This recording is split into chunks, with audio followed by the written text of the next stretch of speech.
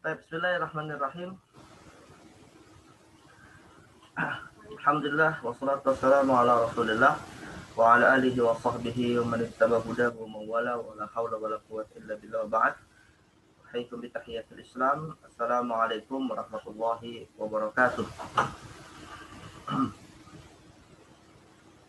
Waalaikumsalam warahmatullahi wabarakatuh. Waalaikumsalam warahmatullahi wabarakatuh. Baik, alhamdulillah syukurullah azza wa jal. Haitsu annana naltaqi maratan ukhra fi hadzal mustawa li dirasatina li maddah fiqh al-ibadah. Haitsu annana sanuwasil dirasatana min khilal kitab at-tadhhib min adillatil matni wa min adillatil matni min adillatil matni al-ghayati wa taqrib li Syekh Mustafa Dib Al-Bugha hafizahullah ta'ala. Sanuwasil fi mas'alah ad-dibagh. Baik. Wasala al-kitab, wasalat suratul kitab. Waslun juludun. Wasalat. Ustaz. Halo Ustaz. Khalas, wasal. Baik. Sanuwasil wasal. Fil liqa'i sabiq qad akhadna mabahas al-miyah ya. Mazilna fi kitab at-taharah. Mazilna fi kitab at-taharah wa qad akhadna mas'alat al-miyah ya. Wal an sanuwasil fi mas'alati ad-dibagh. Nam ukti awla ad-dibagh. Nam ad-dibagh. Baik. Faslun wa juludul maitah. Man al-qari'ah bil ams? Al-qari'ah bil ams asma kalimah. Baik. Baik, al-an Jasilia Pasari. Ustaz. Baik, fadhali ya Dasi iqra'i faslun. Faslun wa juludul maitati tatahuru bid dibagh. Baik. Faslun wa juludul maitati tathuru bid-dibagh. Naqra awalan madza qalahu asy-Syaikh Al-Bugha fi al-Hasyiyah. Qala Syekh rawa Muslim an Abdullah ibn Abbas radhiyallahu anhuma qala sami'tu Rasulullah sallallahu alaihi wasallam yaqul idza dubighal ihabu faqad tahura. Al-ihabu ma'nahu al-jildu. Wa dubigha uzilat hudulahu wa rutubatahu allati yufsiduhu baqa'uha bihaitsu law taqa'a fil ma'bada dzalika lam ya'ud ilaihi natin. Baik. Nah ini sebenarnya kalau di dalam kitab Taharah masalah tathhir juludil maitah bid-dibagh ini masuk dalam bab tathhirun najasat. Tathhir an-najasat. Jadi ya talibat ya mas'alatu tathhir rubbama yumkinuna an nuqassima at-tathhir ila qismain. Tathhirun najasat wa tathhirul mutanajjisat. Jadi kita sebenarnya sudah diawali dengan pembahasan tathhir ya. Pembahasan tathhir terkait dengan bab najis. Atau sebelumnya gini, sebelum kita masuk kepada tathhir bahwa at-taharatu tanqasimu ila qismain. At-taharatu minan najasah wa at-taharatu minal hadath. Ya. Jadi taharah atau bersuci itu ada dua jenis. Taharah dari najis dan taharah dari apa? Ya terlibat? Hadath. Dari hadath. Ya. Nah, taharah dari najis itu disebut juga dengan at-taharah minan najasa al-haqiqiyah. Ya. Sedangkan taharah dari hadas disebut juga dengan istilah at-taharatu minan najasah al-hukmiyah. Jadi bersuci dari najis itu disebut dengan bersuci dari najis yang hakiki karena dia sesuatu yang bisa tampak secara kasat mata, ada bendanya. Sedangkan kalau taharah dari hadas itu disebut najis hukmi. Dia tidak tampak, tapi dihukumi seseorang itu seperti dalam kondisi ya dia harus disucikan. Nah, maka nanti kalau kita bicara taharah dari hadas, disinilah kita akan bahas mandi janabah, ghusl janabah, atau kita bicara wudu, ya, atau tayammum, ya, mashul khuf, mashul jabair, dan seterusnya yang nanti ada pembahasan terkait dengan taharah dari hadas. Ya, ritual-ritual yang terkait dengan taharah dari hadas, nah itu baru akan dibahas nanti dalam bab ini. Tapi kalau kita bicara najis, maka dia berbicara tentang bagaimana kita mensucikan benda yang terkena benda najis. Tapi rupanya yang bisa disucikan itu bukan hanya benda najis, bukan hanya benda yang terkena najis, ya. Rupanya ada juga suatu bentuk pensucian yang itu yang disucikan malah adalah benda najisnya. Nah, gitu. Nah, maka untuk taharah minan najasah kita bisa bedakan menjadi dua, ya. At-taharatu minan najasah, dan yang kedua, atau bisa kita bedakan gini, taharah dan najasah bisa menjadi dua, at-tathhirun najasat, dan yang kedua tathhir al-mutanajjisat. Yang lagi tathhirun najasat, dan yang kedua tathhirul mutanajjisat. Coba saya tanya, idza usibas saubu an najasah, at-thawbu yakunu najisan aw mutanajjisan. Kalau ada pakaian terkena najis, pakaian itu disebut najis atau mutanajjis? Mutanajjis. Kenapa tidak disebut najis? Karena bukan barang yang najis. Iya. Jadi Ya. kenain aja. Ya, jadi pakaian itu suci hukum asalnya. Al-aslu fi thawbi at-taharah. Ada kaidah dalam ilmu fikih. Pakaian itu hukum asalnya adalah suci, ya. Tapi kalau dia terkena najis, maka disebut mutanajjis. Mutanajisah. Mutanajjis. Nah, sekarang yang kita baca nih, juludul maitah, kulit bangkai. Kulit bangkai itu najisun atau mutanajjisun? Najisun. Najisun, ya. Nah, Jadi juludul maitah najisah. Ya, kulit bangkai itu dia najis. najis. Paham ya perbedaannya ya? Ya. Nah, maka kalau misalnya kulit bangkai itu kita ingin sucikan, maka disebut dengan apa? Tadi yang saya sebutkan dua bagian tadi. Tathhiru, Najisah. Materi minan najis.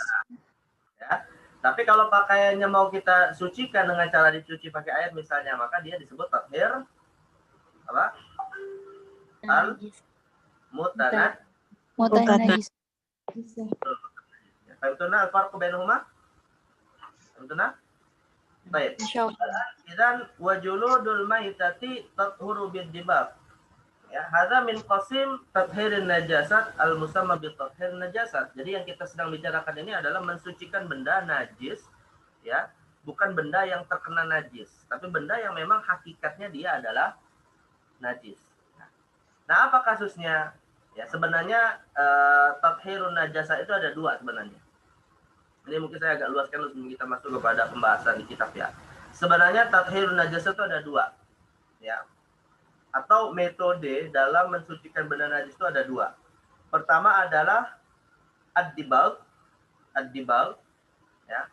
Apa ad-dibagh itu dalam bahasa kita? Ad-dibagh dalam bahasa Indonesia apa?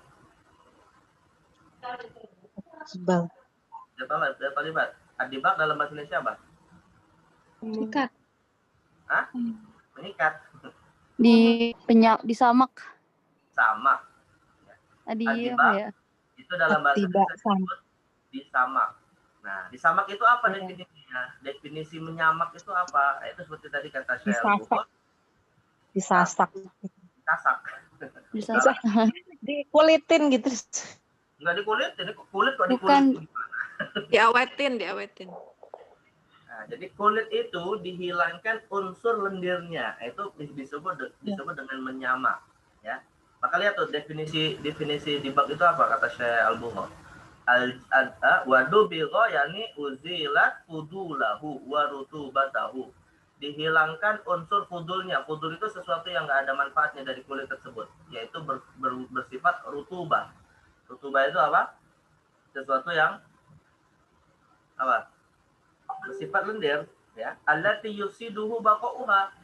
Kalau misalnya rutubahnya ini masih ada di kulit tersebut, akan membuat kulit tersebut menjadi rusak, menjadi apa namanya, menjadi busuk gitu ya. Nah, tetapi kalau dibersihkan, dihilangkan lendirnya, bihaitsu launa qa'a fil ma' ba'da dzalika lam yaud ilaihi natin.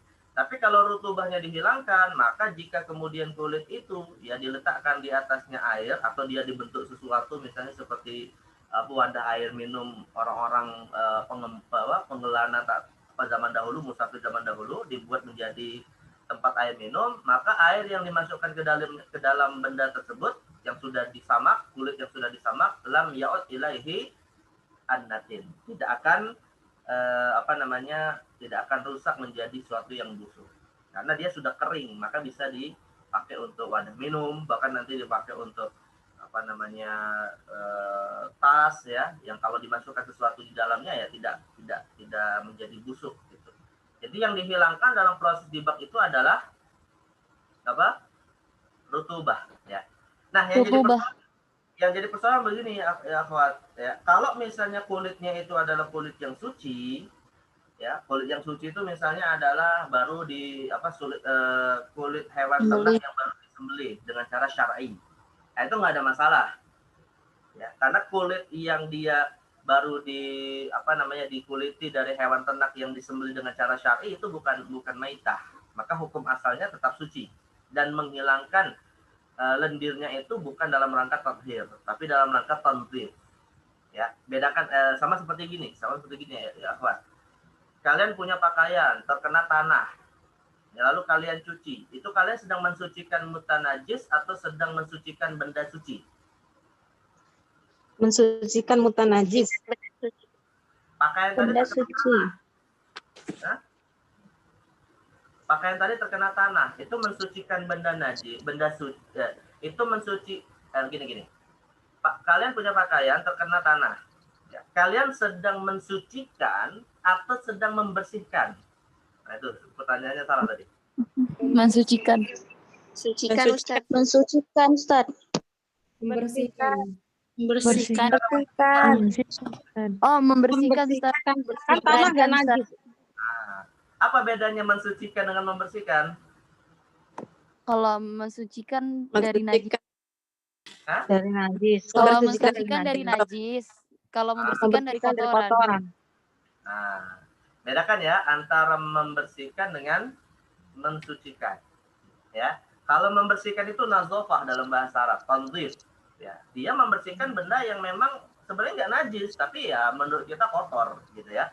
Tapi kalau misalnya benda suci yang terkena najis, lalu kemudian kita sucikan, nah disitulah baru kita sebut dengan apa? Istilah tathhir. Ya, tathhir. Nah, makanya ini juga saya penting mungkin menjelaskan kepada kalian beda antara suci, najis, kotor, dan bersih. Nah, ini juga istilah-istilah yang jangan keliru meletakkan penyebutannya ya. Lawan dari bersih itu apa? Lawan dari bersih Kotor. Kotor apa najis? Kotor. Kemudian lawan dari najis? Suci. Ya, al-farqu baina hadhil asya, ya. Nah, sekarang pertanyaan berikutnya. Bagaimana kita bisa mencari kasus-kasus untuk membedakan keempat istilah ini? Jadi begini. Sesuatu yang najis bisa jadi dia bersih menurut sebagian orang. Sesuatu yang najis bisa jadi dia bersih menurut sebagian orang. Contohnya apa ya, Akhwat? Sesuatu yang najis tapi sudah bersih menurut sebagian orang atau tidak menurut pandangan syariat, itu sudah dikategorikan bersih menurut kita kebanyakan umum manusia. Contohnya apa? Air liur guguk. Khamar. Nah, jadi kalau ada air liur anjing ya tersentuh di pakaian misalnya, atau tersentuh di bejana atau tersentuh di wadah minum kita atau wadah makan kita, lalu kemudian kita cuci pakai air, ya, kira-kira itu sudah bersih atau sudah suci? Sudah bersih, tapi belum Bersih, suci. sudah bersih. Tapi belum suci. Kenapa sudah bersih tapi belum suci? Karena dibersihkannya dengan air. Sedangkan harus dibersihkan dengan tanah. Karena belum dicampur dengan tanah, gitu ya. Jadi ada sesuatu yang dia sudah bersih, pakai air aja udah bersih, sudah kita lihat nggak kotor gitu kan, tapi belum suci karena ada ketentuan syariat yang harus menggunakan apa? Tanahnya. Atau contoh misalnya seekor anjing. Anjing itu misalnya anjing peliharaan. Setiap hari bolak-balik dibawa oleh majikan si anjing yang pemiliknya ke dalam salon. Ya, bolak-balik masuk salon itu dibersihin, dimandiin, kasih parfum dan seterusnya. Bahkan bisa jadi lebih bersih daripada majikannya. Tapi suci nggak? Suci nggak? Enggak. Nah, tidak. Karena anjing termasuk hewan yang dihukumi sebagai benda najis. Walaupun setiap hari dibersihkan. Nah gitu. Nah jadi ada sesuatu yang najis tapi dia bersih menurut sebagian pandangan orang. Nah itu paham ya perbedaannya ya. Nah ini satu. Yang kedua kebalikannya ada sesuatu yang sesuatu yang suci. Ada sesuatu yang suci tapi dia apa? Kotor. Sesuatu yang suci tapi dia apa? Kotor. Apa contohnya? Debu Ustaz. Tanah Atau bahan kopi tanah. Debu, tanah, atau dalam hadis Nabi itu disebutkan Rasulullah Shallallahu Alaihi Wasallam itu pernah mengajarkan kalau seorang di antara kalian sedang sholat, ya, lantas kemudian ingin membuang dahaknya, maka Nabi mengatakan, ya, buanglah di posisi kiri kakinya, atau buanglah di pakaiannya. Lalu Nabi memberikan contoh, orang Arab itu kan pakaiannya itu kan memanjang gitu tangannya ya, dibuang di tempat pakaian yang di lengannya yang lebar itu juga dibuang dahaknya. Nah saya tanya, ketika dahak itu dibuang di pakaian, batal nggak sholat orang itu? Enggak. Tidak. Kenapa? Karena bukan najis. Bukan najis. Karena dahak itu bukan najis, tapi kotor tidak? Kalau kalian dikasih hadiah dahak manusia mau nggak? Nggak mau. Ustaz. Ya, berarti dia kotor tapi tidak najis. Orang sholat di tengah terik matahari, keringetan, sampai bajunya basah dengan air keringat. Batal nggak sholatnya? Enggak. Batal. Tapi kalau kalian misalnya mau sholat dipinjemin baju yang keringetan, mau nggak? Enggak. Mau. Sholatnya kotor. Gitu ya. Tapi orang yang sholat menggunakan pakaian itu nggak batal sholatnya, karena itu bukan benda najis. Paham ya perbedaannya ya? Jadi ada sesuatu yang suci, tapi dia pada dasarnya menurut kita adalah benda kotor. Dan ada kaidah yang ketiga, sesuatu itu suci, maka sekaligus juga sesuatu itu kotor, tapi juga dia sesuatu yang najis. Atau sesuatu itu suci, sekaligus dia adalah bersih. Kesal nih, provokatornya nih. Misalnya contohnya apa? Sesuatu yang bersih, tapi dia juga suci. Misalnya apa? Bersih, tapi air ya, yang bisa diminum. Nah, dia suci, tapi juga bersih. Pakaian yang sudah dapat dicuci, dia suci sekaligus bersih. Ya. Ada sesuatu yang kotor sekaligus najis. Misalnya seperti apa? Kotoran manusia, ya darah. Ya, itu kan sesuatu yang kotor sekaligus najis. Nah, sekarang pertanyaannya, kesimpulannya adalah apa bedanya jadi antara najis dengan kotor, suci dengan bersih? Bedanya apa jadi? Untuk kita mengatakan ini sesuatu yang suci, ini sesuatu yang bersih, ini sesuatu yang kotor, ini sesuatu yang najis. Cara membedakannya bagaimana? Gimana ya, apa cara bedainnya? Sederhananya. Gimana? Cara bedainnya gimana? Dilihat dari hukum asalnya, Ustaz. Hukum asal? Enggak. Hukum asal segala sesuatu malah suci. Oh iya sih.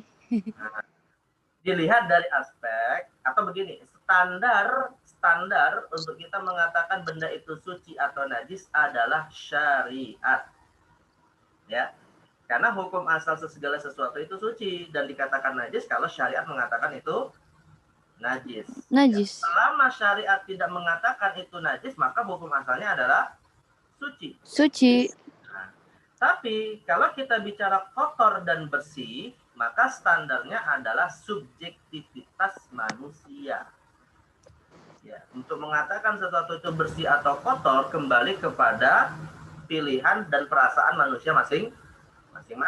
Karena bisa jadi tradisi di suatu masyarakat berbeda dengan masyarakat yang lain. Mungkin aja ada suatu masyarakat menganggap air liur itu bersih.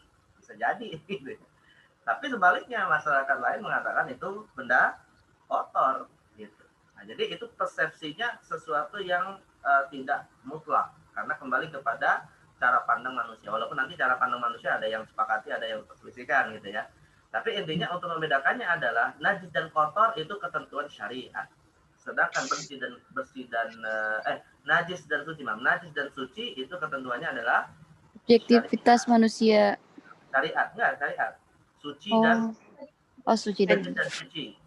Najis dan suci itu ketentuan syariat. Tapi kalau bersih dan kotor manusia. Itu manusia. Paham ya? Al-farqu bainahuma? Ya. Nah, Ustaz. Baik, ini dari sisi perbedaan antara suci dan najis ya, dan juga kotor dan bersih. Nah, kembali kepada wajuludul maitah. Nah, syariat itu menetapkan bahwa juludul maitah najisun. Kulit bangkai itu benda najis. Bangkai. Dan yang dimaksud dengan bangkai itu apa? Ini nggak jelaskan ya. Al-maitah itu definisinya apa? Ya, sebenarnya definisi maitah atau bangkai itu adalah al-hayawan alladzi la yudbahu syar'an. Hewan yang tidak disembelih secara syar'i. Tidak disembelih secara syar'i. Misalnya al-munqaniqatu wal mawqudatu wal mutaraddiyatu wan natihatu wa ma akala sab'u. Tidak disebutkan dalam Al-Qur'an ya. Yang mati tercekik, yang mati jatuh dari tempat ketinggian, yang mati terpukul, yang mati tertanduk hewan lain, yang mati karena diterkam oleh hewan buas ya. Nah, itu namanya disebut dengan maitah. Ya. Nah, maitah ini haram untuk kita konsumsi, tapi syariat memberikan semacam keringanan untuk kita boleh memanfaatkan kulitnya, walaupun itu adalah najis. Tapi bukan untuk dikonsumsi. Maka nggak bisa misalnya, saya mau buat kikil dari kulit kambing bangkai. Ya nggak boleh. Ya. Haram hukumnya. Tapi kalau misalnya saya kuliti bangkai kambing itu, lalu kemudian saya dibab, lalu kemudian saya sama. Nah, maka kita boleh menggunakan kulit tersebut untuk penggunaan sehari-hari, apakah buat gesper, buat tas, buat sepatu ya, atau buat wadah minum. Nah, itu dibolehkan. Yang penting bukan untuk dimakan, ya, untuk aktivitas sehari-hari yang sifatnya bukan untuk konsumsi. Nah, caranya dengan apa? Tathurul maitatu tathuru juludul maitati bid dibab. Ya. Paham ya makna dibab itu apa ya? Dan terkait dengan kasus apa yang sedang kita katakan, yang kita bicarakan. Ini terkait dengan kulit dari hewan yang mati tidak disembelih dengan cara syar'i. Gitu. Jadi kalau misalnya ada kambing ketabrak mobil, gitu ya nggak usah dikuburkan langsung, ambil aja kulitnya aja, kulit kambingnya itu, dan manfaatkan untuk kerajinan tertentu. Lalu kemudian sisanya dikuburkan. Gitu. Ya nggak boleh dimakan karena itu bangkai. Ya. Illa, baik, wasil ya. Manil Qari'ah Desi is wasil illa jildal kalbi wa khinzir. Terus wasil Wama tawallada minhuma au min ahadihima wa azbul maitat illa jildal kalbi wal khinziri wama tawallada minhuma au min ahadihima. Ya. Nah, kecuali kalau kulit itu berasal dari hewan yaitu anjing dan apa? Babi. Ya. Nah, kenapa? Li'anna kullan minhuma najisun halal haya, qala Syekh Al-Bugha, li'anna kullan minhuma najisun halal haya fala yathuru juz'uhu ba'dal mamati min babi aula. Ya. Karena hakikatnya dua hewan ini statusnya adalah apa? Najis saat dia hidup. Kalau kambing itu saat dia hidup suci apa najis? Suci. Maka masih memungkinkan ketika dia jadi bangkai karena matinya tidak disembelih dengan cara syar'i untuk disucikan kulitnya. Masih memungkinkan. Tapi kalau anjing dan babi, maka karena dia saat hidupnya adalah najis, matinya juga dalam kondisi najis secara mutlak, tidak bisa Mutlak. disucikan dengan cara dibak. Ya. Wa ma tawallada minhuma aw min ahadihima, atau yang dia lahir dari salah satu dari jenis hewan anjing dan babi ini tadi, maka itu hukumnya juga sama seperti anjing dan babi. Misalnya, ya selama ini kucing dan anjing kan berantem, akhirnya mereka besanan, ya berdamai, nikah akhirnya kucing dan anjing. Mungkin nggak? Selama ini kan Mungkin, Ustaz. berantem terus capek setiap setiap kali ketemu berantem. Akhirnya besanan, nikahlah mereka, anjing dan kucing. Ya. Lahirlah hewan dari dua perkawinan itu. Namanya apa? Misalnya namanya kucing, ya, kucing anjing misalnya. Nah itu hukumnya ikut hukum kucing atau ikut hukum anjing? Kucing tadi. Anjing. Anjing, Ustaz. Anjing. Ikut anjing atau ikut kucing? Anjing. Hukum anjing. Ikut anjing, berarti dia najis, ya kan? Padahal kan kucing itu kalau dia hidup najis atau suci? Kulitnya. Suci. Tapi karena dia tadi hasil perkawinan dengan anjing, maka menjadi Najis. Najis. Atau misalnya, wallahualam benar apa tidak, saya pernah mendengar informasi pernah ada perkawinan silang antara babi dengan sapi. Besar itu badannya. Ya. Antara babi dan sapi. Namanya jadi sapi babi. Nah, itu dia hukumnya hukum sapi atau hukum babi? Udah zaman gini. Hukum sapi apa hukum babi? Babi. Babi. Ya. Nah, jadi wa ma tawallada minhuma, ini seakan-akan para ulama sudah memprediksikan nanti akan ada misalnya suatu masa adanya perkawinan silang antara hewan-hewan najis dengan hewan yang suci ini tadi. Maka dihukumilah bendanya hewan tersebut mengikuti hewan yang najis. Makanya dalam Islam nggak boleh nikah beda agama. Ya, paham ya? Nah, gitu. Oh iya. Kalau hewan aja nggak boleh, apalagi manusia. Manusia. Nah, baik. Jadi apapun kulit itu bisa disucikan kecuali kalau selain anjing dan Babi. Tapi kalau kulit manusia boleh nggak disucikan dengan dibak? Disucikan dengan Dibak, disamak kulit manusia. dibak. Oh, nggak boleh. Nggak boleh, Ustadz. Loh, ini kan tadi illa jildal kalbi wal khinzir, kecuali anjing dan babi. Berarti manusia nggak disebutkan. Serem aja, Ustaz. Kalau mutilasi hewan. Loh, kan kita bicara juludul maitah. Emang manusia kalau meninggal disebut bangkai? Enggak, makanya Ustaz. Oh iya. Ini kita Kalau bicara kulit hewan. ular gitu gimana, Ustadz? Apa? Kulit ular. Kulit Kulit ular. ular. Kulit ular kalau memang bisa dibak, ya, lalu bukan untuk dikonsumsi ya, tapi untuk dibuat kerajinan ya boleh, nggak apa-apa. Boleh. Yang penting bukan kalbi wal khinzir. Kulit kulit ular atau kulit buaya atau kulit harimau yang memang dia kalau dalam mazhab Syafi'i ya ular, harimau, kemudian buaya itu dalam kondisi hidup dia suci walaupun kita nggak boleh memakannya. Karena begini ya akhwat, ini kaidah penting juga ya. Kaidah penting juga. Setiap benda najis haram dimakan. Setiap benda najis haram dimakan. Tapi tidak setiap benda suci boleh dimakan. Ya, tidak setiap benda suci boleh dimakan. ya. Oh iya Ustaz. Nah, ya. Jadi yang namanya kucing itu suci, tapi boleh nggak dimakan? Nggak boleh. Nggak boleh. Anjing itu najis, haram nggak dimakan? Pasti. Haram. Pasti. Jadi saya ulangi kaidahnya. Setiap benda najis pasti haram dimakan. Pasti haram. Tapi tidak setiap benda suci boleh dimakan. Paku itu suci apa najis?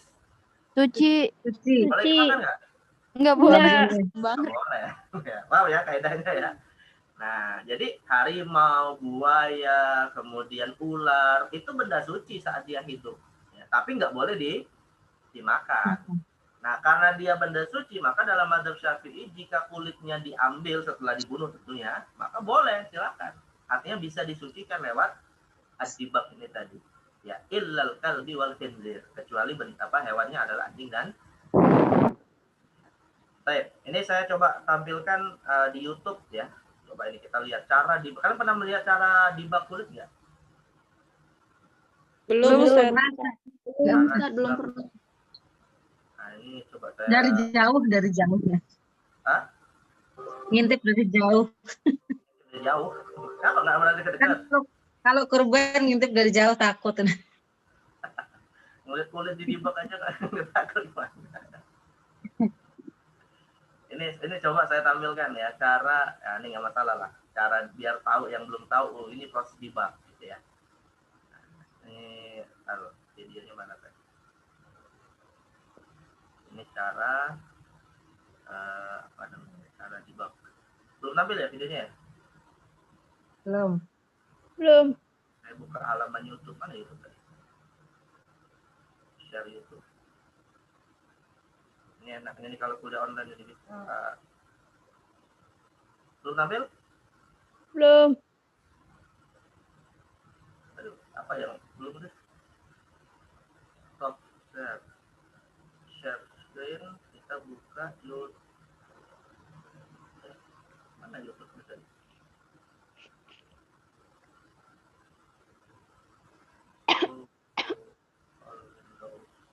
Mana YouTube?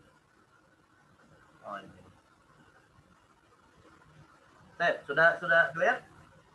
Ini di mana nih? Penyamakan kulit Sukargang. Apa nih Sukargang? Sudah. Saya pilihkan yang pendek aja. Sekitar 5 menit bang. Tapi nanti kita percepat. Di wilayah. Ini mesinnya nih ya. Ini sudah cara tradisional, sudah cara modern ya. Penyamakan kulit Sukargang. Sudah lihat videonya? Sudah. Sudah, Nanti Ustaz. bisa kalian lihat sendiri di YouTube. Nah, itu kulit itu namanya apa? Kerbau. Dalam bahasa Arab kulit yang masih basah namanya apa? Ini kan masih basah kulitnya. Namanya apa?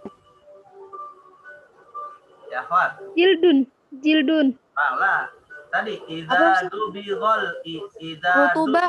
ihaf. Ya, kan tuh ada. Rutubah. Apa, Ustaz? Kulit yang masih basah itu namanya disebut dengan ihaf. Dihab. Apa? Ihaf. Dengan apa? Oh, dihab. Dihab. Kalau sudah kering, setelah kering apa namanya? Fiddah. Hah? Kalau sudah kering. Jildun.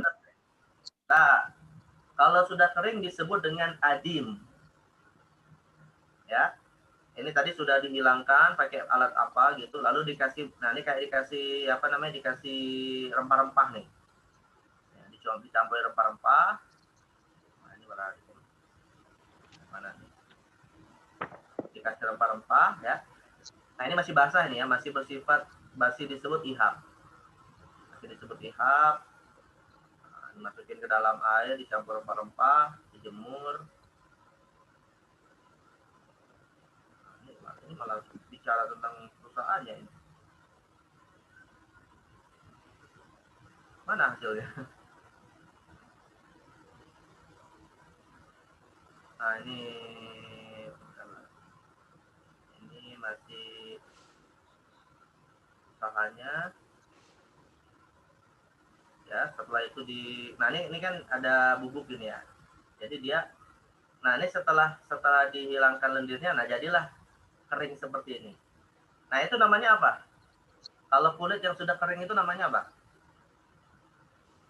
Siapa libat? Adim, Ustaz. Adim. Adiman. Apa? Jadi kalau masih basah Adami. kalau masih basah disebut ihab, kalau sudah kering disebut adim. Dua-duanya mau dia basah ataupun kering disebut jildun. Nah, kan? Dua-duanya mau dia masih basah ataupun kering disebut apa? Jildun. Nah, tapi kalau misalnya masih basah disebut ihab, belum dihilangkan lendirnya, tapi kalau sudah dihilangkan lendirnya disebut jildun. Ya, adim. Nah, dua-duanya disebut dengan jildun. Ya, itu namanya disebut dengan Ustadz, kalau Afan kalau masih basah apa dihab, Ustadz? ihab. ini idza dubi, tadi kan ada hadis riwayat Imam Muslim, idza dubighal ihabu faqat Oh, dihab. tahura. Ya. Jadi Nah, Nabi Ustaz. mengatakan ini dalilnya ya. Jadi kalau kalian ditanya bagaimana kaifa tutahhar juludul maitah, ya al-jawab bittibab. Mad dalil ala dzalika? Ya biqaulihi sallallahu alaihi wasallam alladzi rawahu Muslim an Abdullah bin Abbas, idza dubighal ihabu faqat tahur. Nah, ini dasarnya nih ya. Jika kulit itu didibak, disamak, maka dia telah menjadi benda suci. Ya, illa jildal kalbi wal khinzir. Baik. Antuna, siapa libat? Gimana insyaallah. Wasil, ya Desi. Wa azmu Wa'azmul maitati wa sya'ruha najisun illal adamiyah. illal adami. Ya. Mada? Adalah hada. Wa azmul maitati wa sya'ruha najisun illal adami. Liqaulihi ta'ala hurrimat alaikumul maitah. Nah, hurrimat alaikumul maitah. Jadi tulang dari bangkai dan juga rambutnya itu benda najis. Illal adami. Adami mana adami? Adim tadi yang kulit kering. Kulit yang kering. La Laisa. Ilal adami mengenai manusia. Ada Yuna Adam. Darah. Oh, jauh sekali. Nisbah ila Adam alaihi salam. Manusia maksudnya. Manusia. Walaupun dia. Bani Adam. Kami telah anak Adam. Nah, anak Adam itu apa? Manusia apa jin? Manusia. Manusia. Nah, jadi maksudnya tulang dari bangkai dan rambut-rambutnya, bulu-bulunya itu najis. Illal adami, kecuali kalau manusia. Kalau manusia itu meninggal, maka kulitnya, rambutnya itu suci. Ya. Walaupun tentu manusia yang meninggal, nggak ada manusia meninggal dengan cara disembelih secara syar'i. Manusia meninggal. Nah, jadi dia manusia itu hidup dan matinya dalam kondisi suci. Ya, nah maka dikecualikan dari yang meninggal, yang mati dari makhluk hidup ini untuk manusia. Baik, apa dasar maitah itu najis? Hurrimat alaikumul maitah. Ya, wal maitatu kullu hayawanin zalat hayatuhu bi ghairi dzabhin syar'i. Hewan bangkai itu adalah hewan yang mati dalam kondisi tidak disembelih secara syar'i. Ya, tidak disembelih secara syar'i itu artinya ada aturannya gitu ya dalam Islam. Fa yadkhulu fihi ma la yu'kalu lahmuhu illa dzabhin. Fa yadkhulu fihi ma la yu'kalu lahmuhu idza dzubiha kalhima. Dan masuk dalam hal ini adalah termasuk bangkai hewan yang dia tidak boleh dimakan meskipun tidak disembelih secara syar'i. Karena begini, bangkai itu ada dua secara umum ya. Pertama adalah hewan yang saat hidupnya sebenarnya bisa halal dimakan dengan cara disembelih secara syar'i, ya. Maka kalau tidak disembelih secara syar'i dia bangkai. Dan termasuk bangkai juga adalah hewan yang sebenarnya saat hidupnya kalau disembelih itu dia tetap haram. Ya, mau disembelih atau tidak tetap haram. Maka matinya pun dia adalah bangkai. Misalnya babi itu kalau disembelih secara syar'i halal nggak dia? Enggak, haram. Ada babi disembelih bismillah halal nggak? Haram tetap haram. Mau dia haram. disembelih pakai nama Allah ataupun tidak tetap haram. Ya. Nah, tapi kalau untuk hewan seperti kambing ya disembelih dengan cara syar'i baru dia halal. Halal. Tidak disembelih secara syar'i maka dia bangkai. Maka di sini kata Syalbugha ma la yu'kalu lahmuhu, termasuk bangkai adalah hewan yang tidak halal dimakan. Ya, meski idza dzubiha, meskipun itu disembelih dengan cara syar'i. Kal himar. Himar itu apa? Kedelai. Kedelai. Keledai. Emang kedelai disembelih? Suka kebalik. Kedelai itu disangrai, bukan disembelih. Iya, keledai, Ustaz. Keledai. Tapi keledai itu ada dua ya, akhwat. Keledai itu ada dua. Ya. Ada al-himarul wahsyi, ada al-himarul ahli. Ada keledai jinak, ada keledai liar. Nah, mana yang haram dimakan? Dua-duanya atau salah satunya? Wallahu a'lam. Salah satu liar. Liar haram. Yang liar, Ustaz. Liar haram. Nah, yang haram Liar. yang haram itu malah yang jinak. Jinak. Oh, Zina. Yang jinak, Oh. yang biasanya dijadikan sebagai tunggangan, yang kita sebut Oh, kayak dengan kuda. bonsai. Kayak kalau kuda juga termasuk ya, Ustaz, berarti. Nah, kalau kuda enggak, kalau kuda malah halal. Kalau Oh. kuda malah halal. Berarti boleh dimakan. Boleh. Ya, tapi sembelih dulu, jangan langsung masih hidup digigit ya. Maksudnya Disembelih dulu. maksudnya nggak apa-apa giginya dimakan. Boleh. Maka air susunya diminum nggak? Air susu kuda diminum nggak? Minum. minum. Ya, ada kan yang jual air susu kuda diminum. Tapi kalau keledai yang biasa ditunggang juga, kita menyebut dalam bahasa Inggris itu donkey. Ya, yang dinisbatkan Donkey. kepada orang yang Ya. bodoh itu kan seperti keledai ya. Nah, Iya. itu haram dimakan, susunya juga tidak boleh dikonsumsi, bahkan najis. Ya. Oh. Tapi badannya tidak najis, tapi haram dimakan. Ya. Nah, ini Jadi dia khusus buat tunggangan gitu ya. ya, terus buat tunggangan. Tapi dia tidak najis badannya ya. Tidak boleh Kalau dimakan. keledai liar, Ustaz? Hah? Kalau keledai liar halal. Nah, kalau keledai liar halal. Tapi yang menjadi persoalan keledai liar itu apa? Apakah sama dengan keledai jinak yang tadi kita sebutkan? Nah, ini yang banyak salah paham. Kalau keledai liar itu dalam bahasa kita adalah zebra. Kayak zebra. Oh. Ibaru zarodis. Zebra Baru zar. bukan Zebra itu kuda. iya, dalam bahasa Arab zebra itu himarun wahshi. Dalam bahasa Arab zebra itu himarun wahshi atau Berarti boleh dimakan, Ustaz. kalau zebra boleh dimakan. Ya, zebra boleh dimakan, tapi cara dapatinnya sulit. Ya. Baik, karena al-farqu bainahuma. Jadi himarul ahli itu keledai yang kita kenal, yang masyhur ya. Sedangkan kalau himarul wahshi adalah zebra. Dan zebra dihukumi seperti kuda, boleh dimakan. Tapi dalam bahasa Arab memang disebut himar. Walaupun Kalau keledai jinak kenapa nggak boleh dimakan, Ustaz? ya sama seperti ditanya, kenapa sholat subuh 2 rakaat? Ayo, kenapa? Apa jawabannya? Udah ketetapannya, Ustaz. Ya, karena sudah begitu ketentuannya. Dan tapi Iya, rupanya iya begini, benar-benar. keledai ini sebenarnya di awal-awal Islam termasuk hewan yang halal dimakan di awal-awal Islam. Tapi kemudian oleh Rasulullah diharamkan saat perang Khaybar. Ya nanti sebenarnya masuk dalam bab masalah makanan minuman ya. Jadi di dalam perang Khaybar, itu ada beberapa syariat yang awalnya dihalalkan tapi kemudian diharamkan. Ada dua paling tidak yang masyhur. Pertama adalah nikah mut'ah, kawin kontrak, dan yang kedua adalah daging keledai. Iya. Jadi dua syariat ini dulunya pernah dihalalkan tapi kemudian diharamkan. Nah, sebenarnya sih alasan kenapa keledai itu diharamkan ada alasannya. Dalam hadis disebutkan karena Nabi mengatakan li'annahu najisun. Karena keledai itu ketika sudah mati statusnya adalah Najis. Najis. najis. Tapi kalau kalian ditanya lagi, kenapa najis? Apa jawabannya? Karena sholat subuh 2 rakaat. Bukan dengan soal subuh 2 rakaat. Wallahu wa rasuluhu a'lam. Nah, itulah jawabannya. Nah, Analogi tadi. Nah, jadi najis itu ya salah satu hukum yang kita nggak bisa logikakan gitu ya. Nah, beda dengan khomer. Khomer itu kan dia haram. Kenapa dia haram? karena dia Memabukkan. durok, Ustaz. Masih Dan masuk ada bahaya. logika akal kita sampai gitu ya. Kenapa paku itu haram dimakan? Karena Karena- bahaya. Membahayakan. Membahayakan. Nah, Fihi membahayakan. doror, Ustaz. Hah? Apa?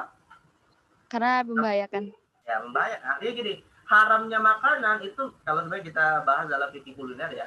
Haramnya makanan itu ada dua sebab kata para ulama. Pertama adalah litta'abbudi, karena memang ibadah, kita tidak boleh memakannya, itu ibadah.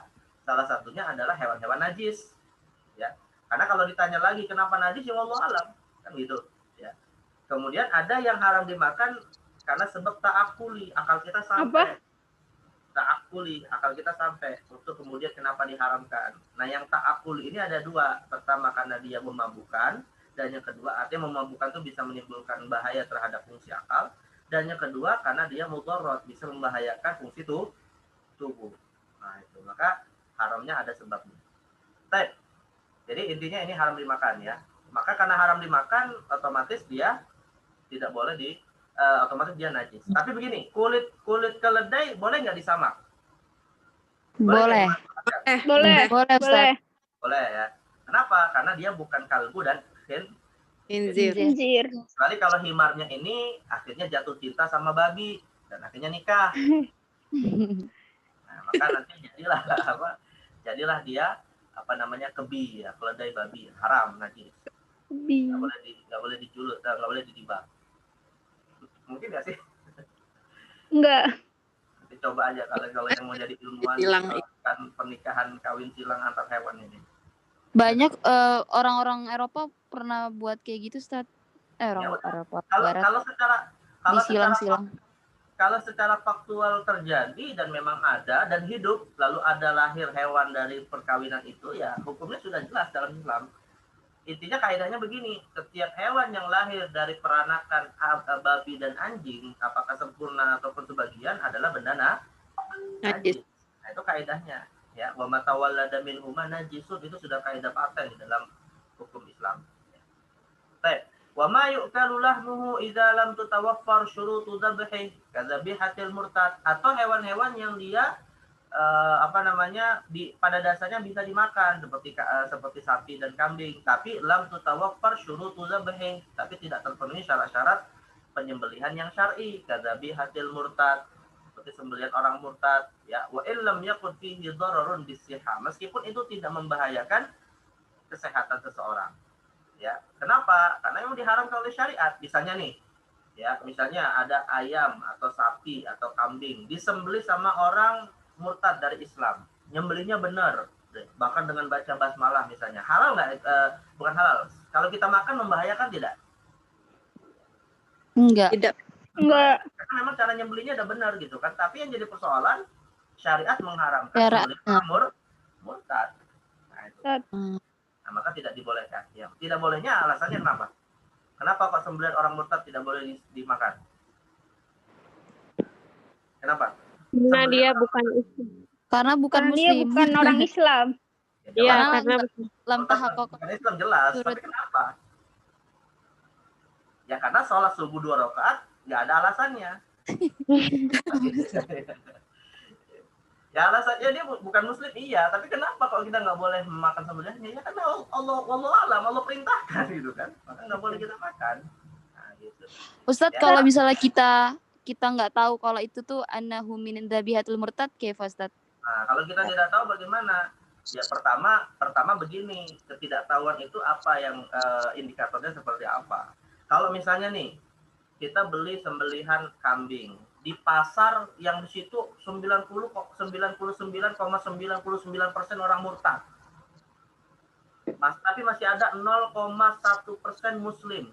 Kira-kira dominannya di situ sembelihan murtad atau bukan? Murtad. Nah, Kalau itu nggak ada alasan tidak tahu, kita nggak boleh, gitu ya. Tapi kalau itu pasar muslim ya 99,99%-nya muslim, mungkin aja ada yang murtad di antara mereka. Tapi kemudian kita membelinya tanpa kita ketahui, ya hukum asalnya adalah itu makanan yang disembelih dengan cara syar'i. Dan caranya bagaimana kalau untuk menghilangkan keraguan? Nah, seperti pernyataan Rasulullah kepada Ibunda Aisyah. Kata Rasulullah SAW kepada Aisyah radhiyallahu anha ketika diinformasikan, ya Rasul, ini kami dapat daging nih dari orang-orang Arab yang dia kita tidak mengetahui secara pasti muslim atau bukan, ya. Tapi kebanyakan muslim gitu kan. Akhirnya Rasul mengatakan apa? Samillah wakul, baca dulu basmalah lalu kemudian silakan dimakan. makan. Nah, jadi kalau kita ragu dalam arti begini, kita memang belinya dari pasar muslim, tapi kita nggak menyaksikan langsung penyembelihannya, itu yang membuat kita ragu. Nah, maka ya hukum asalnya sebenarnya halal dan kemudian kita memakannya dengan cara baca basmalah sebelumnya. Nah, itu caranya ya. Tapi kalau di situ dominannya orang murtad atau dominannya adalah hewan-hewan yang haram karena disembelih sama non muslim, ya hukum asalnya adalah tidak dibolehkan. Wa alaihi fatahrimul maitati dalilu najasatiha bi anna tahrima ma la dharara fihi wa la hurmata lahu dalilu najasatihi wa najasatuha tatabba'u najasatu ajzaiha. Jadi intinya bangkai ini ya ketika dia tidak boleh dimakan maka menunjukkan bahwa dia statusnya adalah najis. Itu Ya, karena dia najis ya maka setiap bagiannya juga seperti kulitnya, tadi kan seperti tulangnya, tadi kan bicara tentang bagian-bagiannya ya, bukan hanya dagingnya, itu juga Rambut. menjadi benda najis, Najis. rambutnya dan seterusnya. Wa ammal adami tadi apa? Orang Orang Adam, Adam. Bani Adam. Si Adam. Iya. Manusia. Manusia. Masih pusing menjemahinnya. Wa ammal adami manusia. Adapun manusia fala tanjusu maitatuhu wa kadzalika ajza'uhu. Adapun manusia itu tidak najis ketika dia maitah, artinya dia mati ya, menjadi tidak bernyawa lagi. Begitu juga apa yang terpotong dari tubuh manusia, rambutnya, bahkan kemudian potongan-potongan tangan kalau misalnya ada kecelakaan gitu ya, waliyadzubillah min dzalik. Ada kecelakaan, lalu di situ ada tangannya terputus, ada kakinya terputus. Nah itu nggak najis, karena hakikatnya manusia itu suci dan potongannya pun adalah benda suci. Nah, Tapi nggak boleh digunakan ya Ustaz. Kenapa? Timur Tapi kanibal. Nggak boleh untuk digunakan gitu Ustaz. Ya, Kayak nggak misalnya boleh kan- lah. Kalian misalnya kalian ketemu tangan orang, lalu dipakai untuk garuk-garuk punggung, yang nggak boleh. Serem. Contohnya ini kan kayak rambut Ustaz, dibuat kayak rambut palsu. Oh, kalau Gitu. rambut ya, kalau rambut bagaimana? Ya sebenarnya sih hukum asalnya sebaiknya tidak dipakai, ya. Tapi rambut itu pertanyaannya begini. Apa yang terputus dari tubuh manusia itu ada dua hal. Pertama adalah sesuatu yang memang harus dimuliakan dengan cara kalau dia meninggal dikubur, ya. Jadi kayak potongan tangan itu sebaiknya dikubur karena itu mulia. Ya, bagi manusia tuh tangan itu kan mulia. Tapi kalau misalnya kayak kuku, rambut, kalian kalau misalnya potong kuku dikubur nggak kuku kalian? Enggak. Nah, Enggak. atau rambut dipotong misalnya, itu kan artinya tidak sampai harus dikubur gitu ya. Nah boleh nggak dimanfaatkan kalau memang bisa dimanfaatkan? Nah gitu. Itu pertanyaan tipiknya gitu ya. Nah, jadi hukum asalnya sebenarnya boleh-boleh saja, karena memang ini sesuatu yang tidak kita muliakan gitu. Ketika kita buang ya kita buang gitu. Tapi dengan catatan menggunakannya tidak dalam rangka kemaksiatan. Kalau rambut misalnya dikumpulkan untuk buat penyambung rambut misalnya kan, nah itu kan nggak boleh. Nggak boleh Ustaz. Ada hadisnya yang melarang kan, Rasulullah melaknat wanita yang Mustaqilat. wal Mustaqilat. mustausilah, wanita yang menyambung rambutnya. Nah, itu nggak boleh gitu ya. Kecuali dalam kondisi tertentu, dalam kondisi darurat, misalnya beberapa tahun yang lalu itu di Turki ketika masih dikuasai oleh pemimpin-pemimpin sekuler, kan nggak boleh wanita-wanita muslimah memakai jilbab. Kerudung. Nggak boleh. Akhirnya mereka mengambil inisiatif agar auratnya tidak terbuka, tapi juga tidak ketahuan menutup aurat. Akhirnya ya tadi menutupnya pakai rambut palsu, Pakai wig. Nah, itu konteksnya kan darurat karena untuk menutup aurat, maka boleh. Tapi kalau misalnya pakai rambut palsu karena ingin nikah, biar nanti diketahui dia cantik, misalnya rupanya botak, misalnya kan, nggak boleh. Tiba-tiba malah pengantinnya, istri saya rupanya botak, nah, itu nggak boleh. Karena di situ terdapat unsur penipuan, Penipuan. penipuan unsur horor, itu nggak boleh. Padahal aib antara laki-laki dan wanita kalau menikah itu sebaiknya disampaikan, aib secara fisik maksudnya ya, agar tidak menimbulkan fitnah di kemudian hari. Nah itu tidak dibolehkan, makanya ada larangan. Baik. Nah jadi intinya apa yang terpotong dari tubuh manusia, kalau memang itu kita buang, lalu ada yang memanfaatkannya ya hukum asalnya boleh-boleh saja, selama tidak melanggar syariat. Kalau homer, Ustaz, Kenapa? kalau homer, Ustaz, homer itu kan haram diminum. Nah, tapi kalau dipakai boleh nggak, Ustaz? Pakai untuk apa? Minyak untuk wangi. boksai. Mati itu boksai. Minyak wangi misalnya, Ustaz. Minyak wangi. Beda. Nanti dulu, jangan dihukumi dia sebagai homer. Minyak wangi itu berasal dari alkohol. Nah, pertanyaannya adalah alkohol itu homer bukan? Nah, itu. Bukan Ustaz. Ya, gitu tergantung ya. mazhabnya. Karena ada yang mengatakan alkohol itu homer, ada yang mengatakan alkohol itu bukan homer. Oh, iya. Karena beda ya, antara alkohol dan homer itu dua hal yang berbeda. Homer itu adalah cairan yang memang sudah dibuat untuk minuman keras. Kalau misalnya kita buat dari homer yang tadi memang sudah jadi minuman keras menjadi parfum misalnya, ya jelas itu najis. Ya.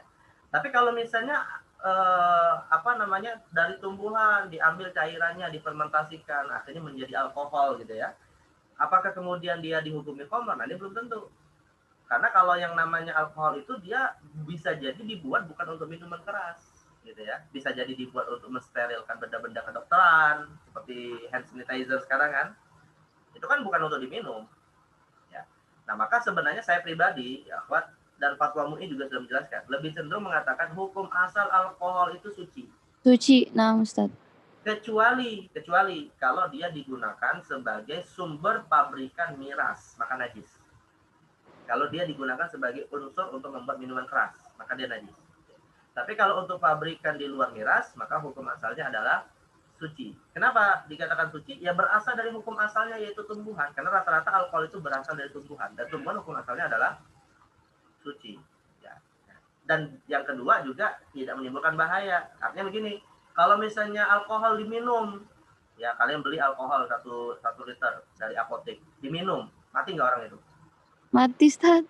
Ya, alkohol itu kan semacam racun gitu ya. Iya, Tapi nah. kalau digunakan untuk mensterilkan benda-benda hasil bekam gitu kan, ada darahnya ya, atau Ya, luka, atau pembersih disinfektan, itu kan masih ada alkoholnya. Boleh, nggak apa-apa, karena dia bukan untuk dikonsumsi.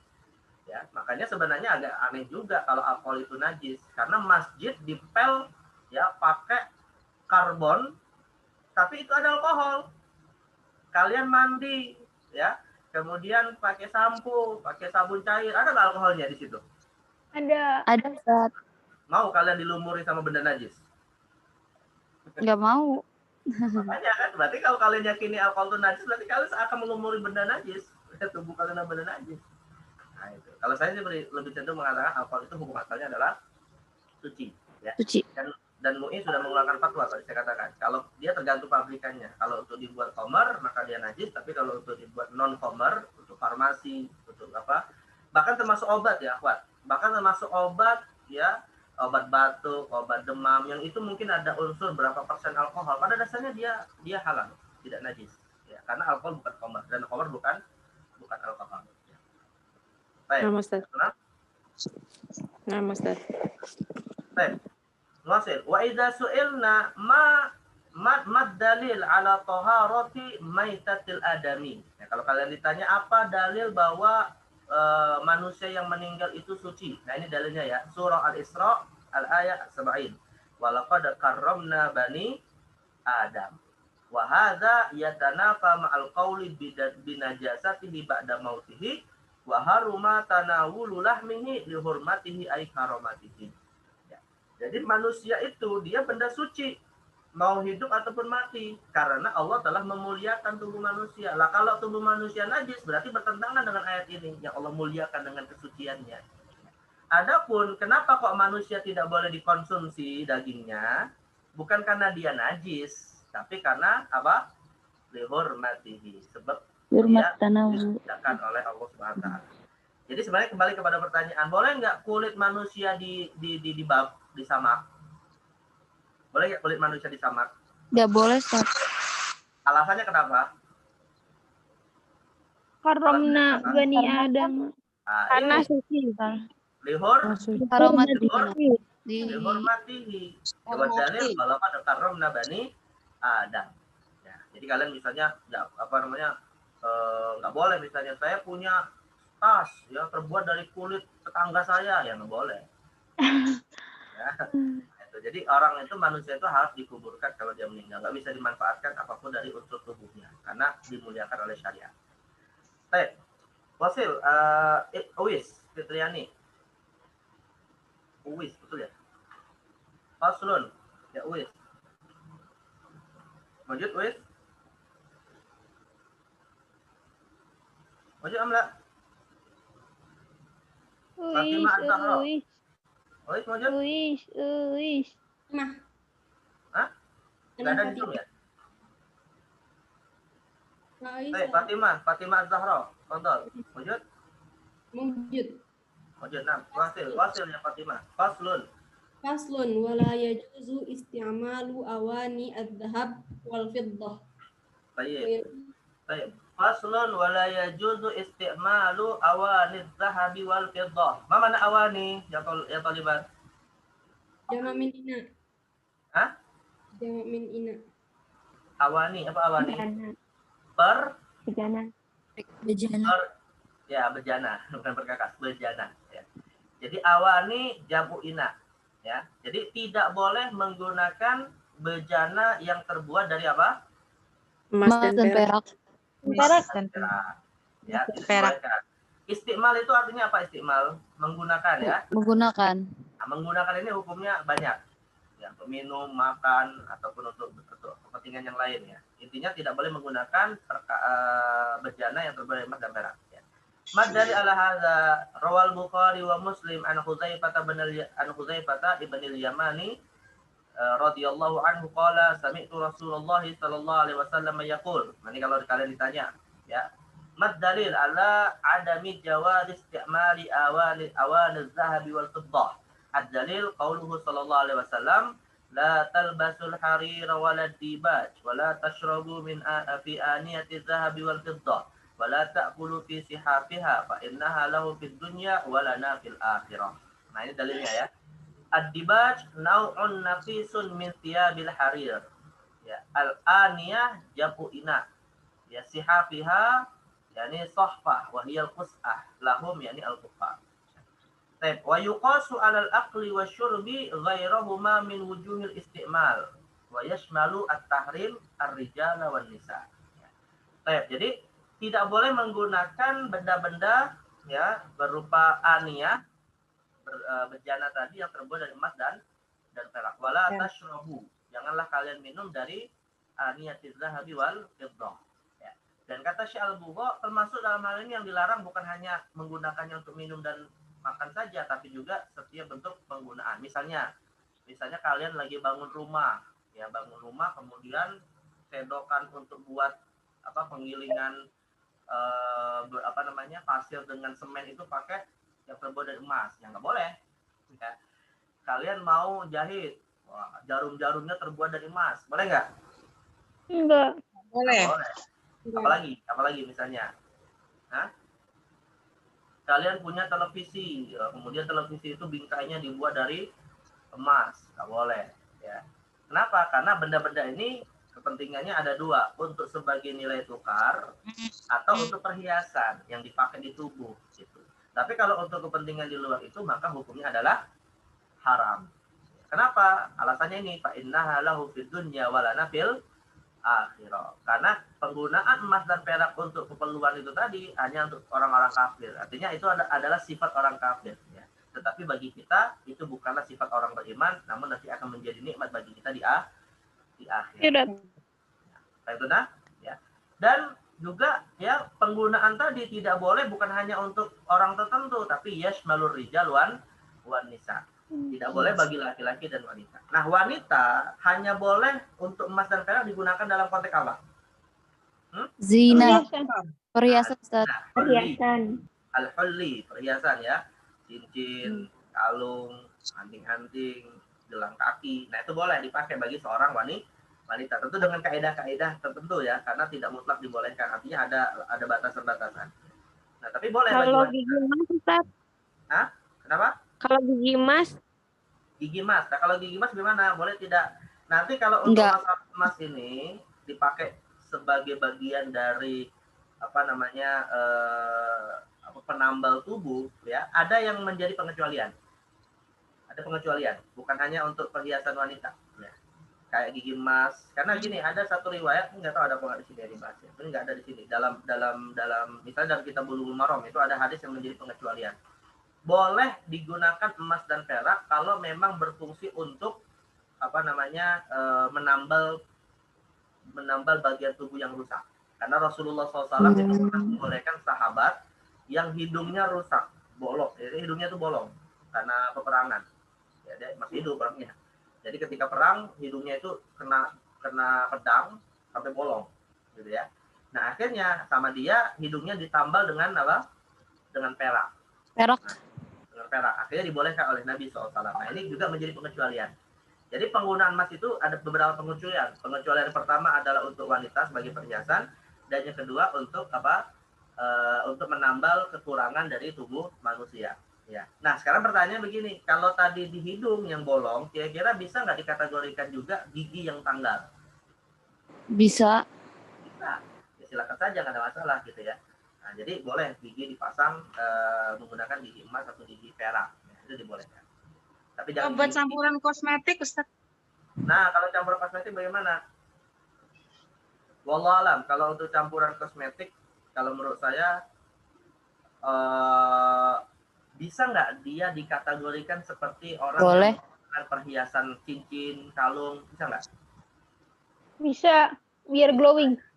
Ya, hukum asalnya sih boleh-boleh saja kalau memang itu dikategorikan perhiasan. Tapi yang jadi persoalan, ya Wak, yang jadi persoalan itu setelah digunakan dicuci hilang, dibuang atau nanti dikumpulin lagi? Dibuang. Campurannya kayak serbuk gitu, jadi Mubazir. Enggak, bukannya meresap ya? Iya, meresap Ustadz. Meresap ke kulit, Ustaz. Ya, meresap. Ya, Buang. Ya, intinya sih kalau itu sebagai perhiasan, tapi untuk suami sendiri ya, bukan untuk suami orang lain ya. Jangan kalau untuk suami. Naudzubillah, Ustaz. Masuk dalam kategori tabarruj, wala tabarrujna tabarrujal jahiliyatil ula. Ada larangan seorang wanita tabarruj dengan penampilan seperti itu ya. Tapi hukum asalnya sih selama tidak untuk tabarruj, ya pada dasarnya kalau dikiaskan kepada emas yang jadi perhiasan sah-sah saja ya. Yang penting tidak tabarruj, tidak menimbulkan mubazir. Tapi kalau misalnya masuk ke dalam tubuh dan itu membahayakan juga nggak boleh. Ya. Misalnya membahayakan, ada nggak penelitian yang mengatakan itu bisa membahayakan tubuh? Kalau misalnya meresap tadi ke dalam tubuh. Nggak tahu, Ustaz. Belum tahu, Ustaz. Hah? Cuman sekarang dijadikan campuran kosmetik, Ustaz. Kayak buat Kosmetik, kecantikan. iya. Ya itu tadi saya bilang, kalau misalnya kan yang namanya kosmetik kan nggak setiap hari nggak dipakai lalu bertahun-tahun nggak dilepas kan? Ya kalau itu kan nanti bagi seorang muslimah dia harus wudu, dia harus mandi janabah, pasti kan hilang gitu kan? Nah, Hilang, Kayak ya. serum. Kayak serum gitu, Ustaz. Ustaz, Kalau serum kan tuh, masuk Ustaz. ke tubuh. Biasanya sih dia nggak hilang, Ustaz. Dia jadi masuk ke dalam tubuh. Nah, ya itu tadi saya bilang kalau dia masuk ke dalam ini kan sebenarnya unsur logam ya, kalau secara ilmu mungkin secara fisika atau kimiawi kan bisa berbahaya bagi tubuh kan. Nggak boleh ya. Ya, kalau mau nyoba kalian misalnya makan kalung, telan kalung itu bahaya nggak? Bahaya, Ustaz. Ya, sangat berbahaya. Kalau memang itu ada informasi secara ilmiah kedokteran yang mengatakan berbahaya, tidak boleh juga. Karena ada hadis mengatakan la dharara wa la dirar. Tidak boleh seorang muslim membahayakan dirinya dan membahayakan orang lain.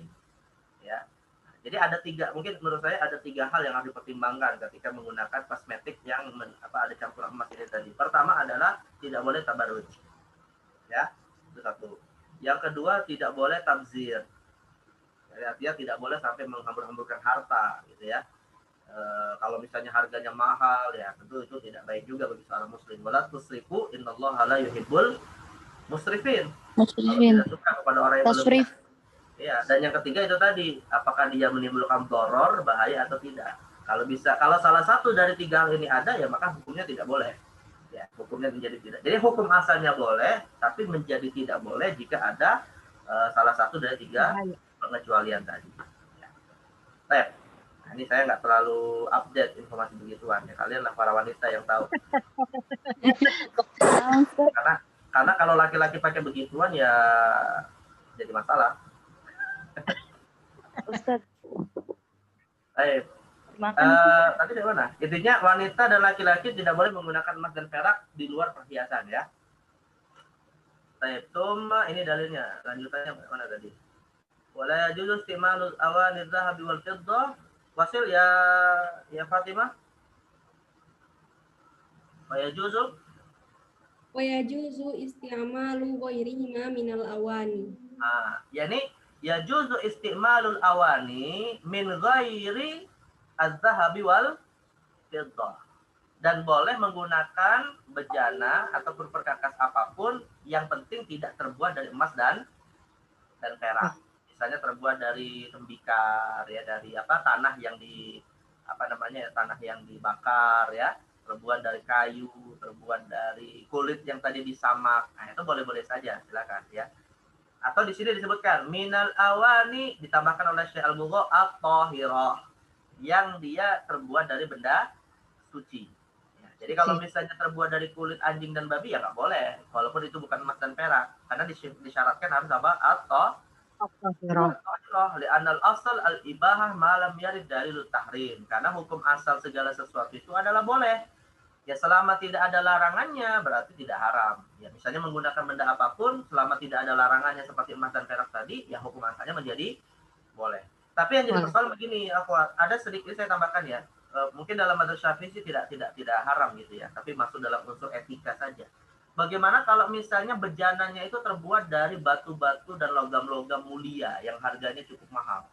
Misalnya ada gelas atau sendok ya yang terbuat dari besi tapi diberikan tempelan-tempelan berlian, mutiara.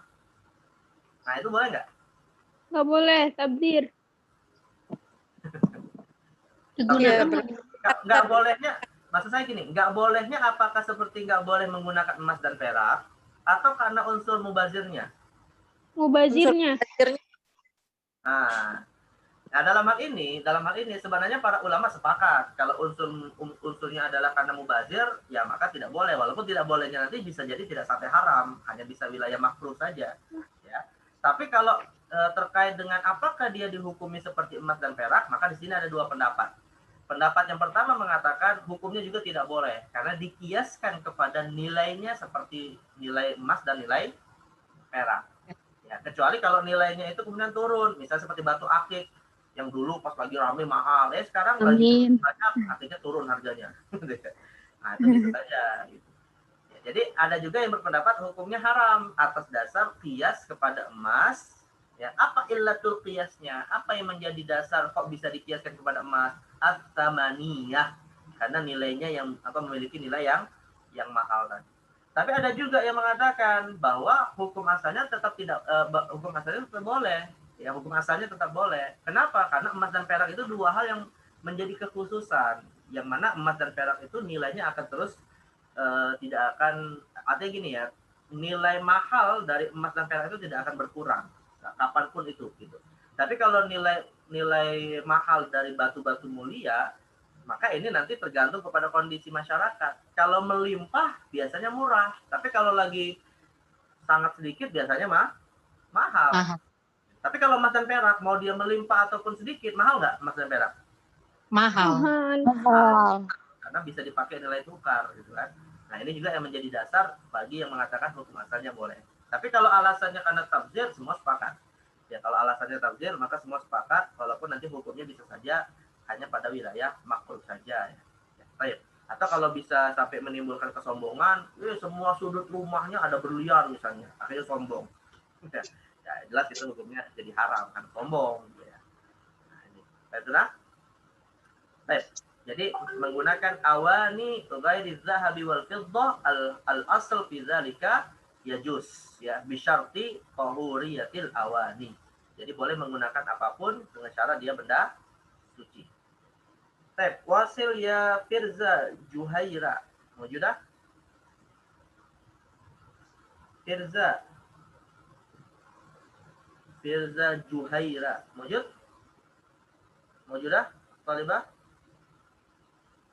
Au Indriani Nurul Jannah. Maujudah? Aina haula? Ustaz Firza. Man? Firza, aina Firza? Aina insanuha? Ya Firza. Firza Ustaz. Baik, wasil ya Firza. Faslun.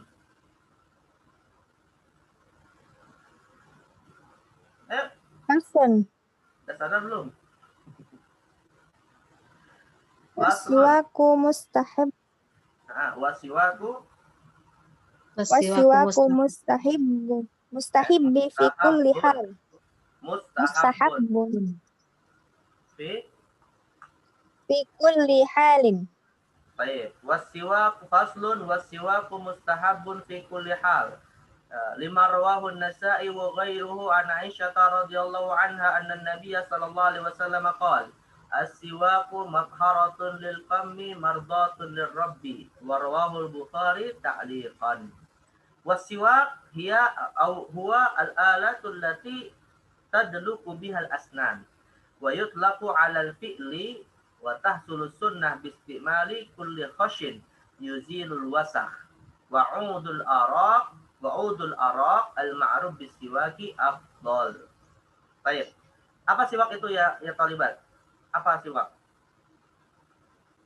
Gosok gigi.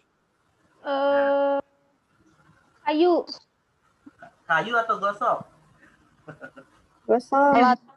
Gosok. Kayu atau gosok? Baik. Dua-duanya. Dua-duanya. Ya, as-siwaku Kayu yang digosok. as-siwaku yutlaqu 'alal alati wa 'alal fi'li.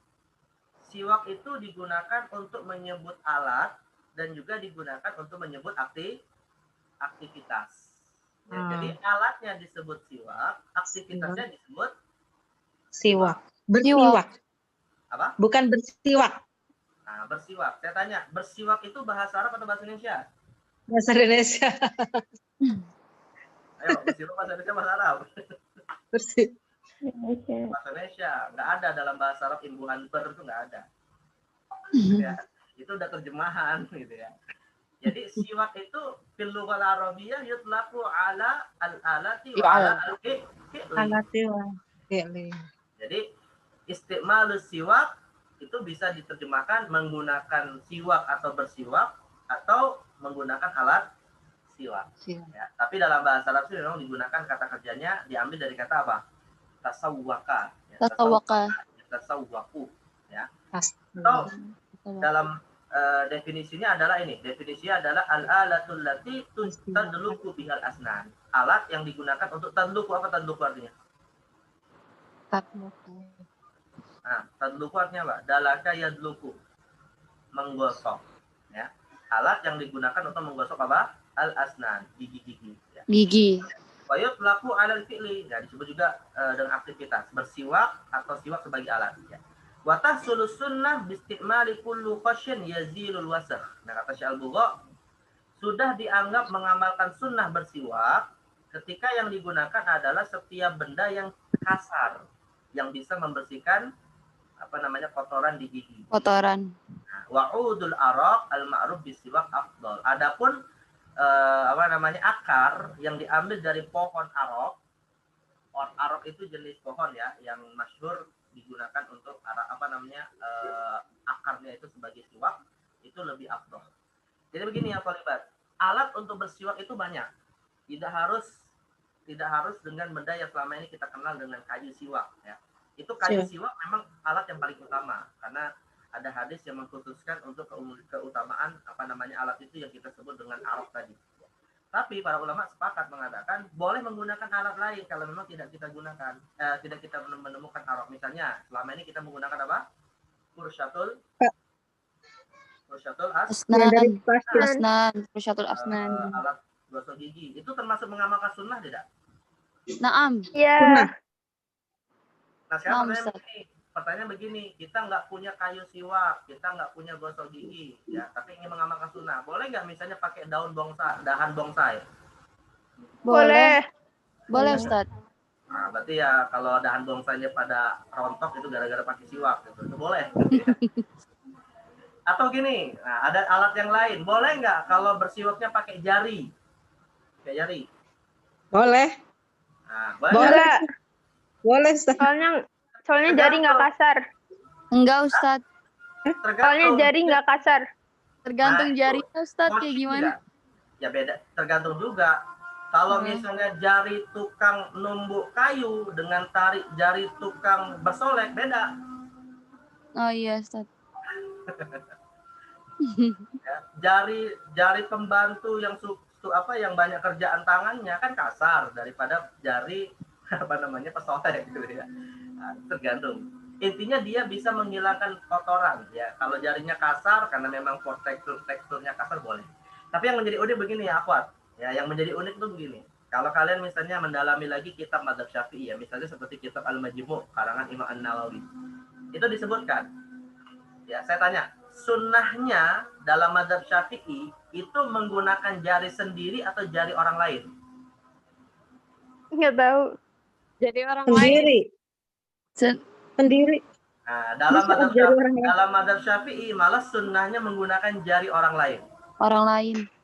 Nah, gitu. Makanya kalau misalnya ada yang belum gosokkan gigi di kelas, ya pinjemlah jari temennya. Di waktu Ya. gitu. Masalahnya temennya mau nggak, Ustaz? Nah, ya, itu tadi kalau dia nggak mau ya udah nggak usah dipaksa gitu. Nggak usah dikatakan, oh kamu menentang sunnah ya. Ya enggak. Tapi kalau dalam mazhab Syafi'i itu tadi memang afdolnya pakai jari orang lain daripada jari sendiri. Ya kita mungkin nggak kebayang lah kalau misalnya itu untuk jari orang lain dalam arti orang lain teman kita. Tapi bisa jadi nih, ya pendapat ini cukup menarik. Kalau misalnya jari yang digunakan adalah jari pasangan suami istri, nah, itu kan bisa menimbulkan menimbulkan kasih sayang yang lebih gitu kan. Jadi pas misalnya kalian nanti kalau udah punya suami ya, pas suaminya berangkat kerja mau ke kantor misalnya, depan pintu ditanya, yang udah gosok gigi belum? Oh belum. Ya udah nih saya gosokin pakai jari. Nah itu kan gimana coba kalau kalian melihat penampakan itu, menarik nggak? Lagi masih ada sikat gigi. Ustaz lagi masih ada sikat gigi, pakai sikat gigi, Ustaz. Nah, kalau dia terlambat waktunya, misalnya buru-buru, kalau kamar mandi habis waktu, ya udah istrinya aja gosokin gigi suaminya. Tapi pakai sikat gigi, Ustaz. Ya bagus. Kan tadi saya katakan kalau lupa. Tapi ini ya akhwat sekalian, ini urutan ya. Urutannya begini nih. Urutan afdolnya begini. Urutan yang paling utama kayu arok. Ya, itu yang pertama ya. Yang kedua, kalau kayu arok tidak ada, urutannya yang kedua adalah sebagian riwayat disebutkan dahan kurma. Kalau tidak ada juga, urutannya ketiga adalah dahan pohon zaitun.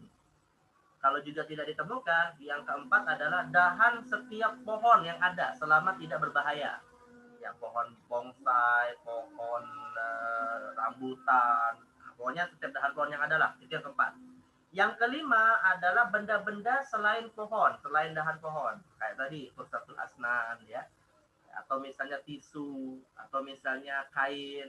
Intinya selain dahan-dahan pepohonan. Dan yang kemana tadi? Yang tadi keberapa? Selain dahan pohon itu. Sekarang kelima. Sekarang keenam, Ustaz. Sekarang keenam. Nah, yang keenam yang terakhir adalah menggunakan jari. Nah, itu urutannya begitu. Ya, urutannya begitu.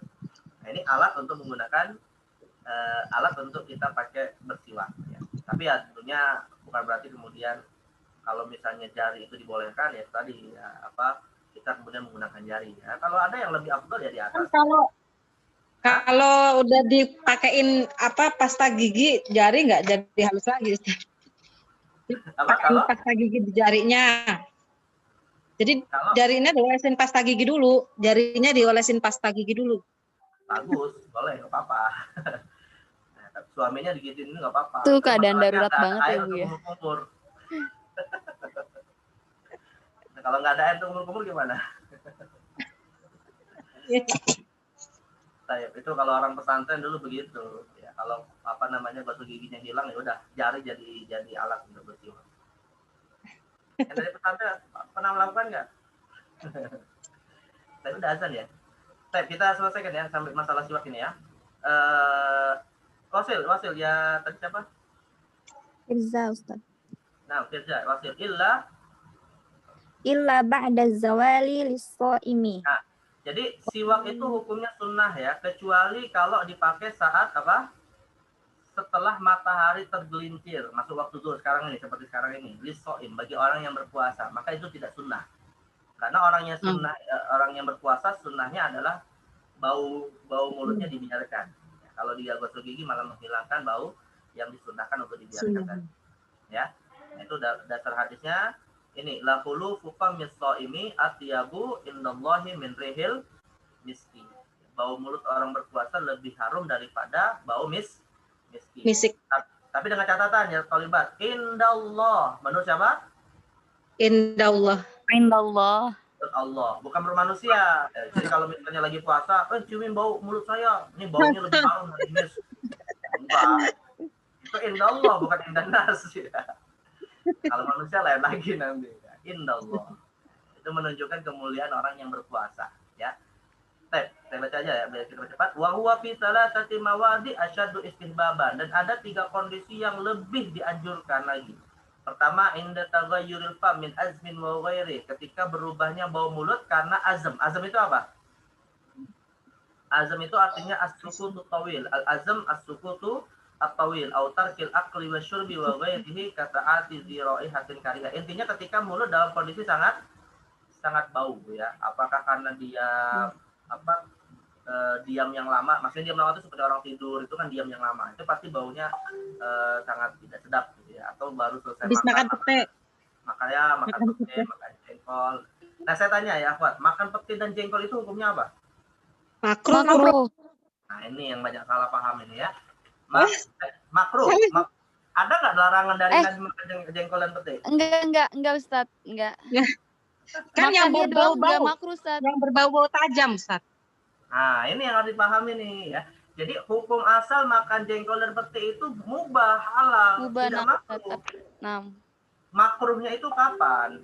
kalau Makruhnya waktu itu sholat, kalau baunya yang keluar dari bekas makanan itu ya membuat sesama saudara muslim merasa tidak nyaman.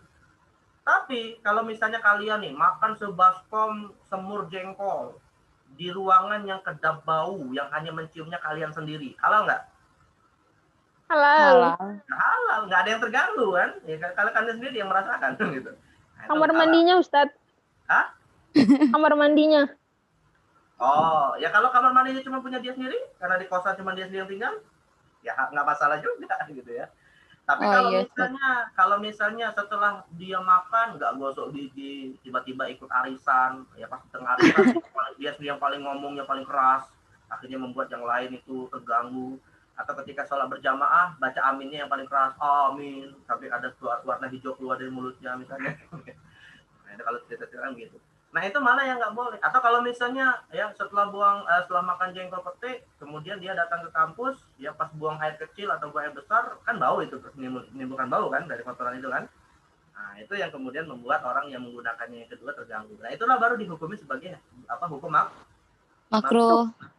Artinya makan jengkol pete itu hukum asalnya mubah dan menjadi makruh kalau bisa menimbulkan ketidaknyamanan. Dan bisa menjadi haram. Makan jengkol dan pete itu bisa juga jadi haram. Kapan? Kalau berlebihan. Bukan berlebihan. Kalau itu hasil curian tetangga. Oh iya. Jengkol juga haram, Ustaz. Kenapa?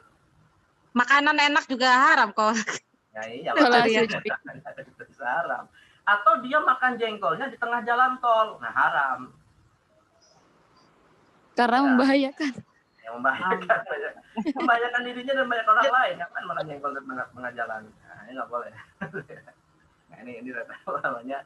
Karena hukum itu bisa berubah ya, Akhwat. Karena faktor-faktor eksternal. Ya, bisa berubah karena faktor eksternal. Baik, ini yang pertama. Yang kedua, wa indal qiyami minan naum, setelah bangun dari tidur. Ya. Dan wa indal qiyami ila shalah. Dan secara khusus dalam bentuk adab kepada Allah ketika kita hendak mendirikan ibadah sholat. Apakah bersiwaknya itu misalnya saat berwudu, karena di antara sunnah wudu yang nanti akan kita pelajari juga adalah siwak. Ya. Atau misalnya kalau pas saat berwudu lupa bersiwak, akhirnya sebelum sholat kemudian bersiwak. Nah itu juga disunnahkan. Tapi dengan catatan ya, yang saya maksud dengan bersiwak sebelum sholat ini, maksudnya adalah siwak itu dilakukan di luar masjid. Kalau kalian misalnya di sholat di dalam rumah bersiwak, nggak masalah. Ya, tapi kan banyak orang salah paham. Ya, banyak orang salah paham yang menganggap siwak itu juga disunahkan sebelum sholat saat di masjid. Itu saya katakan kurang etis. Tidak dilarang ya, tapi kurang etis. Kenapa kurang etis? Misalnya nih, ada sebagian orang itu ya ketika mau sholat, setelah iqomat, sebelum sholat dia siwakan dulu. Di sampingnya ada kiri kanan orang yang sudah mulai siap sholat. Kira-kira itu baik nggak? Enggak. Enggak enak aja dilihat, Ustaz. Kurang etis. Ya apalagi kalau misalnya pas siwakan kemudian liurnya mau kelempar kemana-mana kiri kanan. Pas lagi Allahu Akbar terus gitu kan. Nah ini kan malah mengganggu. Itu kurang etis. Dan yang kedua, kurang etis juga hal itu dilakukan di dalam masjid yang penuh kemuliaan. Karena saya tanya, itu kita sedang membersihkan kotoran atau tidak? Nah, Iya. Ustaz. Kalau membersihkan kotoran kira-kira etis nggak di dalam masjid? Walaupun bukan benda najis. ya tetap tidak boleh gitu kan. Nah makanya banyak orang salah paham ya, karena ada hadis yang mengatakan bersiwaklah sebelum sholat, akhirnya ya sebelum sholat itu sebelum takbiratul ihram. Ini kurang tepat. Yang benar itu adalah bersiwak saat saat berwudu atau bersiwak sebelum masuk ke dalam masjid. Nah itu yang disunahkan masuk sebelum sholat. Jadi bukan harus sebelum sholat, sebelum takbiratul ihram. Nah ini catatan ya untuk beberapa masalah yang dipahami keliru oleh sebagian masyarakat kita. Baik, ini dasarnya ya, silakan kalian hafalkan dasar-dasar kesunahan yang tadi. Idza qama minal laili yashusu fahu bisiwak. Setiap kali Nabi bangun tidur beliau bersiwak. Ya. Kemudian anna Nabi sallallahu alaihi wasallam la yarqudu min lailin wala naharin fayastayqizu illa tasawwaka qabla an yatawadda. Nah ini Nabi bersiwaknya malah sebelum berwudu. Ya, setiap malam dan setiap bangun dari tidur malam ataupun siang beliau senantiasa bersiwak sebelum an yatawadda. Ini waktu-waktu yang asyaddu istihbaban. Pada dasarnya sih bersiwak itu dianjurkan kapanpun ya. Intinya setiap kali kita bertemu dengan orang, setiap kali kita bau mulutnya tidak sedap, nah itu disunahkan bersiwak. Tapi 3 kondisi tadi karena Nabi SAW senantiasa melakukannya, maka itu lebih afdal. Ya talibat naktafihuna ya sanwa insyaallah fil liqa'il qadim. Kalau tadi kita bahas cukup panjang lebar taharah minan najasah ya. Insyaallah pada pertemuan yang akan datang kita akan bahas, ini pertemuan yang keempat ya. Besok ya. Ketiga atau keempat? 3. Sekarang ketiga. Berarti besok keempat ya. Pada pertemuan yang akan datang insyaallah keempat kita akan bahas at-taharatu minal hadas. Ya, bersuci dari hadas dimulai dengan masalah wa furudul wudu ya, masalah wudu.